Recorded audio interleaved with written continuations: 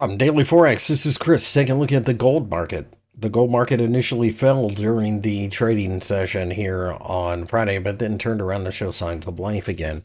By doing so, the gold market looks fairly healthy, and I think we've got a real shot at this market trying to rally towards the $3,400 level again. That being said, keep in mind that gold's been very noisy for a couple of weeks, and I think what we are looking at here is a situation where we may just consolidate overall in this $300 range, with the $3,200 level on the bottom offering support and the $3,500 level on the top offering resistance. I do suspect this is a market that will remain very noisy in general, especially as there are a lot of concerns about the trade war. And of course, President Trump can't stay off of social media to share his latest random thought with people.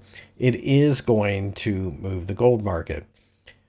While the negotiations with the Chinese over the weekend is a good sign, the reality is the expectations are probably somewhat low, and almost zero if you are thinking along the lines of getting an actual trade deal. With that being said, I think you have to look at this as a market that is still very bullish until proven otherwise, and short-term pullback should continue to be potential buying opportunities.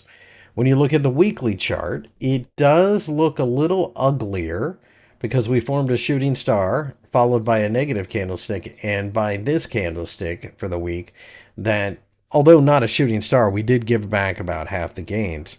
It's also worth noting that commercials in the futures markets are now net short. So this is going to be interesting. That doesn't mean that the market has to fall, but it does mean that there is a certain amount of hesitation to get aggressively bullish here.